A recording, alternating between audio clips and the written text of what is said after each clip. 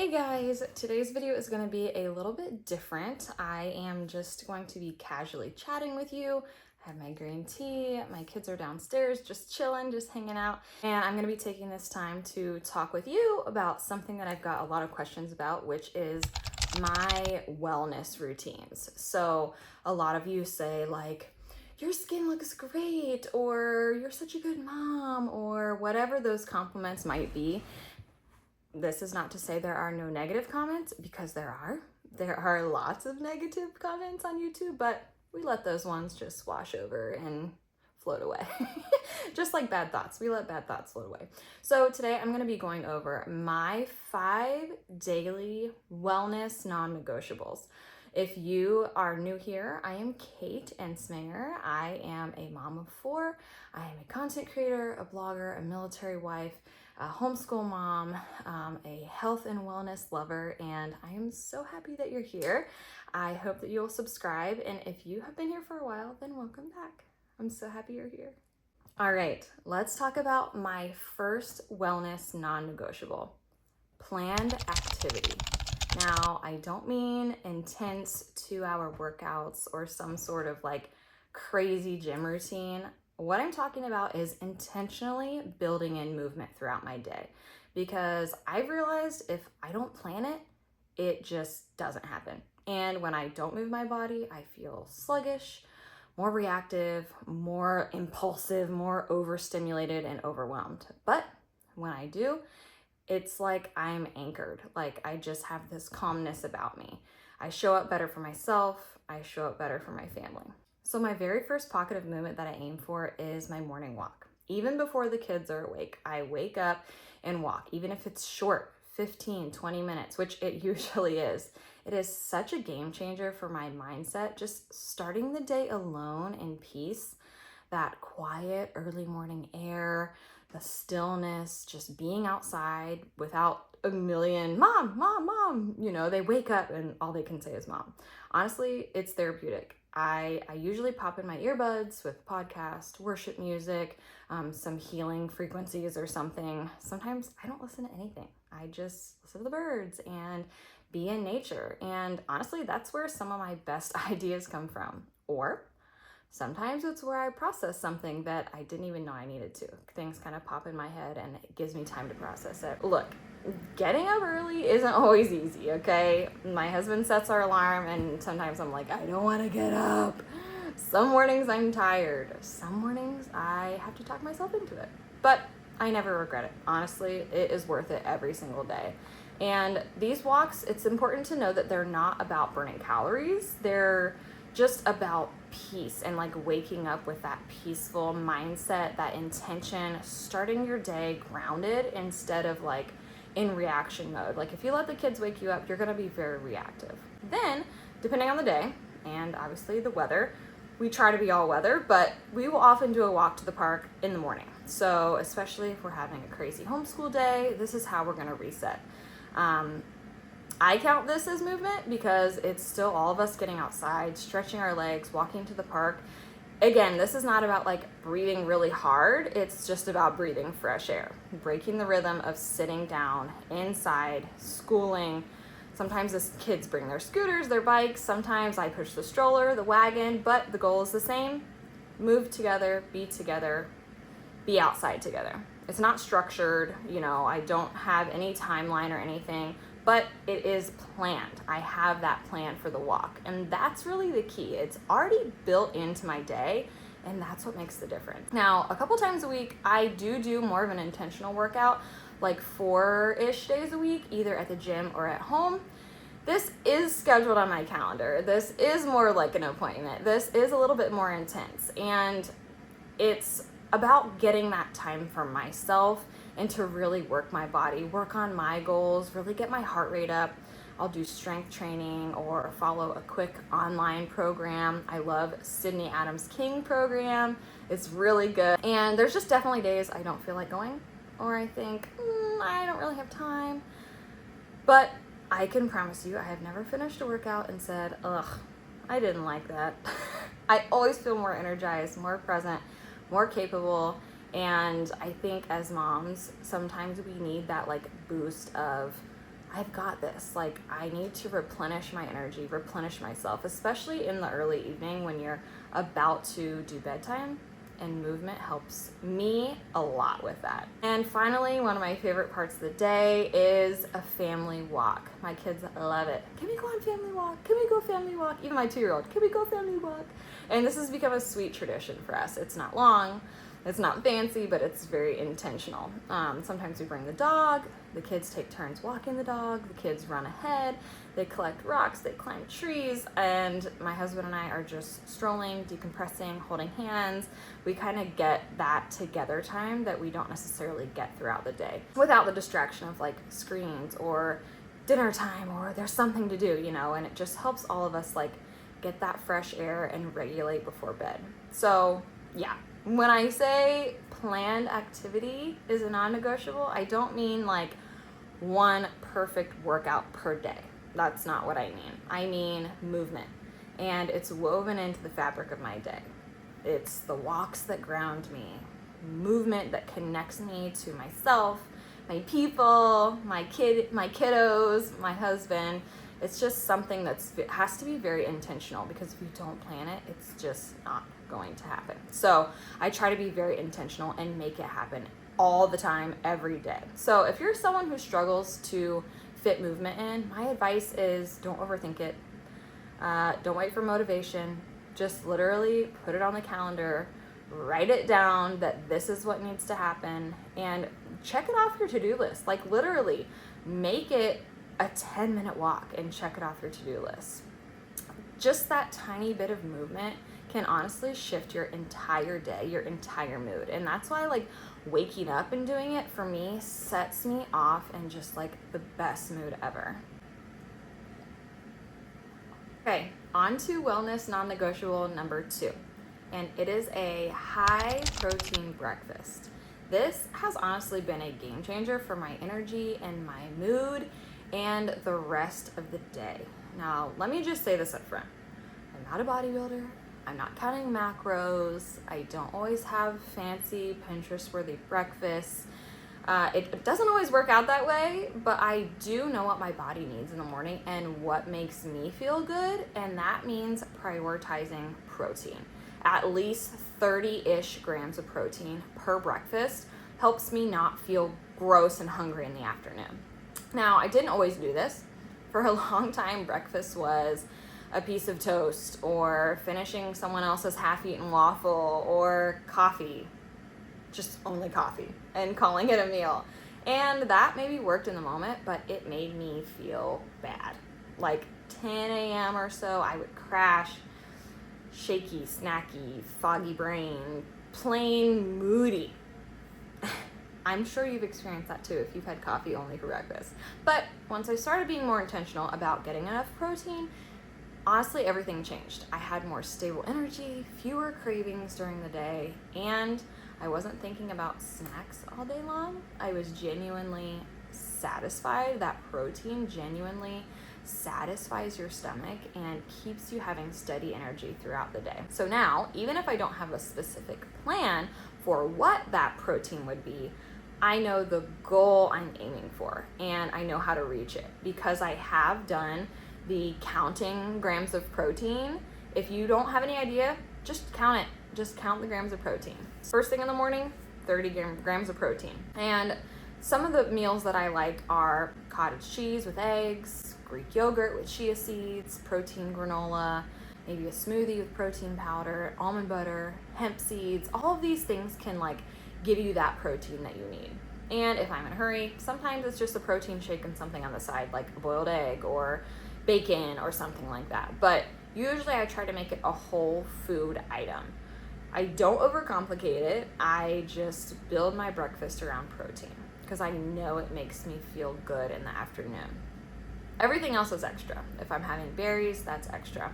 And I want to be really clear here. This isn't about restriction. I'm not saying don't eat this. Don't have that piece of toast. No, just add in some protein. Add in a little bit more protein, a boiled egg, a scrambled egg, a couple pieces of turkey bacon, whatever that looks like. It's really just about giving my body enough energy to work with because we're nonstop around here.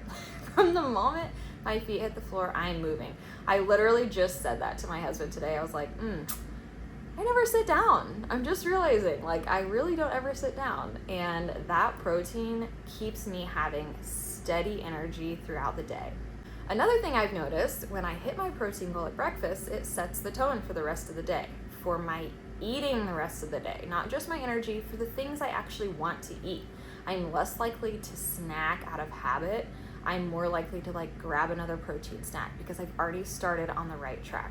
And when I fuel my body well early in the day, everything else kind of just flows right into place. Now, I do sometimes end up eating a bite of someone else's pancake or someone else's waffle while I'm making my breakfast, of course. I'm a mom.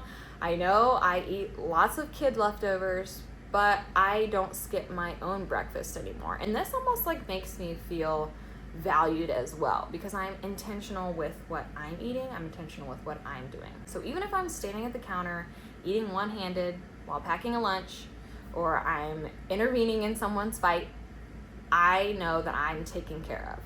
And if protein or like counting grams of protein sounds intimidating to you, it is so easy. Like literally, if you just type in what foods have a lot of protein, what breakfast foods have lots of protein, into Google, like type it in, actually type it in. It will give you so many ideas. High protein breakfast, 2 eggs, Greek yogurt, chia seeds, protein smoothie, things like that. It can become so easy. And if you start tracking those things, tracking the grams of protein, you're gonna find, wow, I hit my 30 grams like really quickly. That was really a lot easier than I thought it was gonna be. And then you start to know little facts like, oh, an egg has 6 grams of protein. Okay, all I need is a boiled egg. So yeah, this is one non-negotiable for a reason. A high protein breakfast helps me feel energized, more stable, more in control, just more level-headed, kind of just like my walk. It's just about that mental health. And it doesn't have to be perfect, it just has to be intentional. Wellness non-negotiable number 3, as I take a sip of my green tea. Plan your relax, your de-stress, your peace time. Now, I know that sounds probably impossible. If you are a mom, you're like, yeah, I'd love to relax. Who has time for that? Like, I am so busy. My kids won't let me relax. But this is a true non-negotiable because the reality is if I don't plan rest, if I don't plan downtime, it shows up in my body. My body is like, okay, we need it. And then I get sick. So I become snappy. I just don't feel good. So I've learned to build it in on purpose. And this isn't about booking a spa day or escaping from the kids. It's about micro moments of calm that I schedule, just like I schedule everything else. You have to have a schedule. You have to have that structure to keep yourself on track. I literally use Google Tasks. I have alarms on my phone that go off every 3 to 4 hours. It's just my little reminder to stop and breathe. It literally says breathe for 5 to 10 minutes. It feels so silly, but without it, I would just power through. Like I would totally forget, but that gentle nudge helps me check in with myself. Like, are you feeling overwhelmed? Take some breaths. Literally, sometimes I'll go in my dark closet and just breathe for like 2 minutes. I'll set my alarm on my phone, 2 minutes. It's small, but it really matters. Those resets add up. One of my favorite planned moments is at 2:30 in the afternoon. Every single day, I have an alarm that goes off and it literally says, legs up the wall. So if you've never tried this, it's actually exactly what it sounds like. You lay on the floor on your back with your legs up the wall, straight up the wall. It's so simple, but it has a very calming effect on your vagus nerve, very calming for your nervous system. It helps with circulation, digestion, reduces tension. It just gives your nervous system that chance to reset and breathe. The first few times I did it, I felt a little bit silly, why am I laying on the floor? But now it's one of the best parts of my day. Sometimes the kids join in, and my daughter even asked to do it the other day. She was so cute. She's like, I think I'm gonna lay down with my feet up the wall. I just need to relax. And I love that. We just switch out of hustle mode, switch out of crazy mode. Remind my body that it's safe and supported. It doesn't have to run on adrenaline all day long. We can just exist. We can thrive. Here's the truth. When I started building these moments, I realized just how much I was powering through, how I was not giving my body any rest. I was holding stress. My shoulders were literally up like this. Now I can breathe. Drop your shoulders. You don't need to rush from thing to thing. Multitasking, running on caffeine, and then wondering why you have anxiety. Giving myself permission to stop before I get overwhelmed has completely shifted how I feel day to day. I start out peaceful and I continue peaceful. That doesn't mean there's not crazy moments, but I start and end peaceful. And I think as women, especially moms, we are so used to doing everything for everyone else that rest becomes like awkward. You know, it's almost this little reward and we don't even like it. This is maintenance though. It's not lazy, it's wise to rest. And for me, having those alarms, those pre-planned reminders, helps me actually follow through, because I'm not gonna ever remember at 10 a.m. to breathe, right? Like, I'm not gonna remember when I'm unloading groceries and kids are asking for cut strawberries or someone's crying. I'm not gonna remember, oh, I should breathe. But when my phone buzzes and it says, breathe for 5 minutes, I am so much more likely to pause, even if it's for 60 seconds. I know I say 5 minutes. Sometimes it only takes 1 or 2 minutes to breathe. It makes a huge difference in how I show up for the next few hours. So whether it's legs up the wall for 5 minutes, whether it's 4 deep breaths in your closet, whether it's a quick prayer, a quick 2-minute meditation, stepping outside with your coffee, just listening to the birds, the tiny breaks are what help me reset throughout the day. Small acts of self-care. I'm not talking spa days. I am talking literally caring for yourself. You know you need rest. Care for yourself. So planned de-stress time is a non-negotiable all the time now, okay? Let's plan it. It's in my calendar. It's in my phone. It's in my body's best interest. If you've been running full speed for weeks or months without coming up for air, I encourage you to try this. Try to use Google Tasks. I like to check off the checkbox. It makes me feel very accomplished when all I'm doing is breathing, but I get to check a box, and checking a box feels very good. So I give you permission to pause and breathe. Just take your moment, breathe in, and care for yourself. Wellness non-negotiable number 4 is one of my absolute favorites, and it's in this cup. High quality coffee and high quality tea. Now, this probably sounds a little bit bougie or unnecessary, but let me explain. It's not just about having a warm drink in my hand, it's about what I'm drinking and how it supports my body throughout the day, how it's affecting my body, because not all coffee is created equal. Not all tea is created equal. So let's start with coffee. I drink Purity brand coffee, and yes, I am totally the person who brings my own coffee on trips. My husband, I have converted him, and he is one too. I bring my own bag of beans. Once I started learning more about what's actually in conventional coffee, things like mold, pesticides, chemicals, it really messes with your gut, with your hormones, with your health. I started paying attention, and it's pretty gross. Purity coffee is free of all of those things, and it is one of the only mold-tested coffees around. And I love that Purity coffee is actually blended and roasted to be good for your body. It's intentionally good, not just not bad. It's tested for toxins, packed with antioxidants, and roasted in a way that helps preserve natural benefits of the beans. So instead of roasting it to crap, they roast it to be good for you. And I honestly feel the difference. I am not jittery. I don't have weird tummy issues. You know what I mean? It just gives me that steady little bit of energy, the mental clarity. For me, that's huge.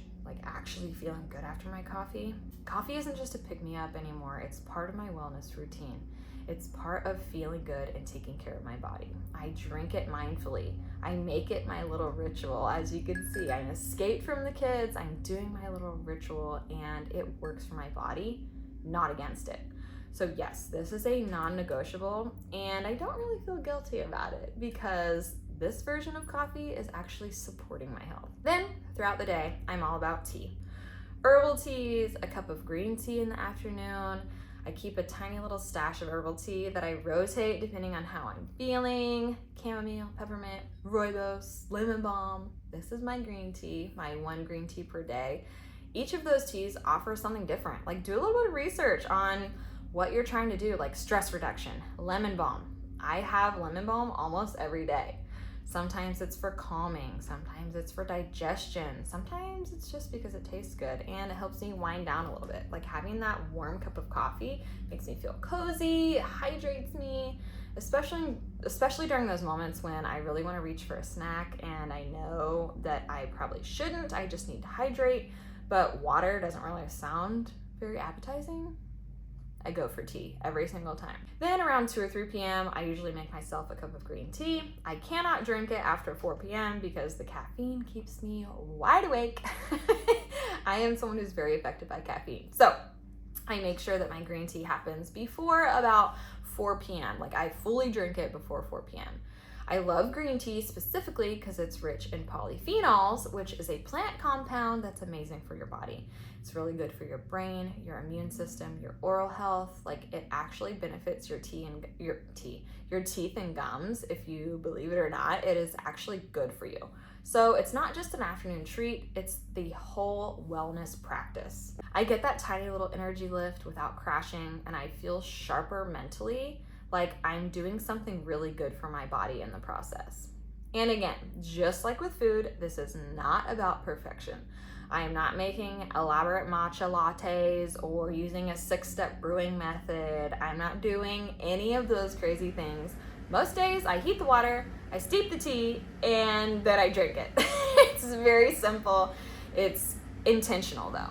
And I drink all my tea unsweetened. You're absolutely welcome to drink whatever, however you want, but I do drink all my tea unsweetened just so I don't get that extra sugar during the day. When you choose quality over convenience, even in something as small as a cup of coffee, it just reinforces that message that I matter, that my wellness matters. I'm caring for myself and my well-being with every cup of coffee, every little special moment. But it has to be on purpose. You have to choose the best quality. You have to choose to take those couple moments for yourself. If you typically reach for whatever is cheapest, I want to encourage you to not do that anymore. I know it can be easy to say this one's $6 and this one is $19. I think I'll get the $6 one. I get it. But I just want to encourage you to take your splurge every once in a while and try something new. I want to encourage you to start with 1 cup a day. It doesn't need to be crazy.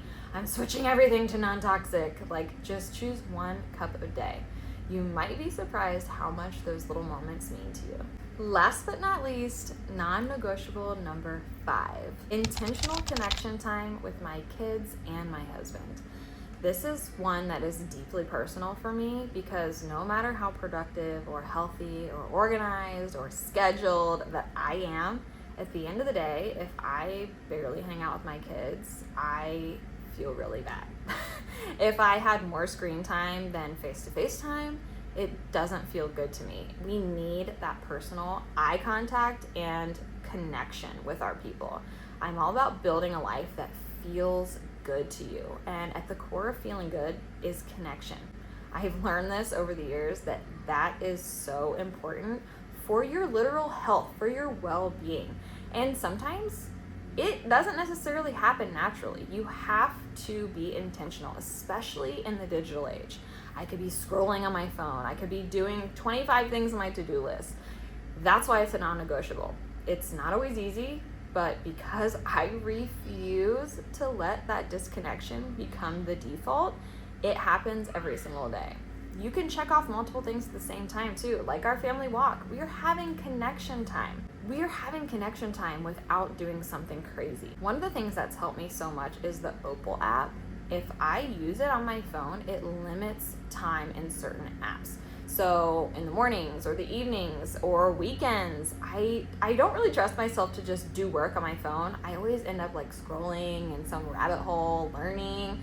Opal helps me stay present. And this is not an ad, it's just something that I really, really love. The app, it helps me to be present with my people.